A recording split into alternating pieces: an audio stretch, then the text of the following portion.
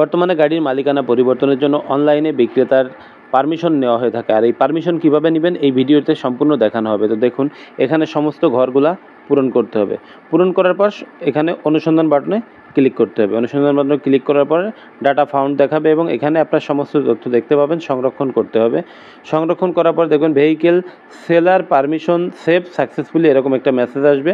এরপরে আমরা চলে যাব সেলারের যে আইডি আছে এই সেলারের আইডিতে যাওয়ার পরে অনুমোদনের জন্য আবেদন এখানে যাওয়ার পর দেখবেন এরকম অ্যাপ্লিকেশন ইজ পেন্ডিং এরকম একটি অপশন আসবে। পাশে বিস্তারিত ক্লিক করার পর ঠিক এরকম আপনার ক্রেতার ভোটার আইডি কার্ডের নাম্বার, নাম, গাড়ির নাম্বার সমস্ত তথ্য দেখা যাবে।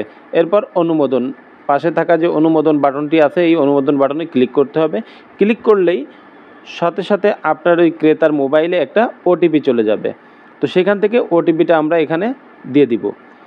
ওটিপিটা দেওয়ার পর নিচে দেখবেন আর একটা ভেরিফাই ওটিপি নামে একটা অপশন দেখা যাবে। তো আমরা ওটিপিটা দিয়ে দিই।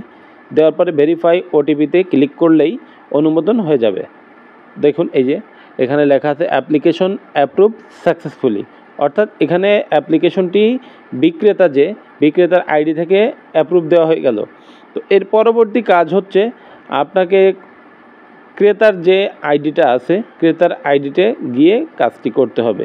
তো চলুন এখন আমরা কাস্টমার অর্থাৎ যে ক্রেতার আইডিতে যাই।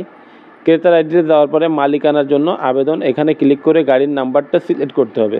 তো কি আসে, tax token is not up to date, অর্থাৎ এই গাড়ির tax fitness up to date না থাকার কারণে আমরা বাকি কাজটি করতে পারতেছি না। তো অবশ্যই আপনারা বাকি কাজটি ট্যাক্স ফিটনেস আপডেট করার পরেই করতে পারবেন।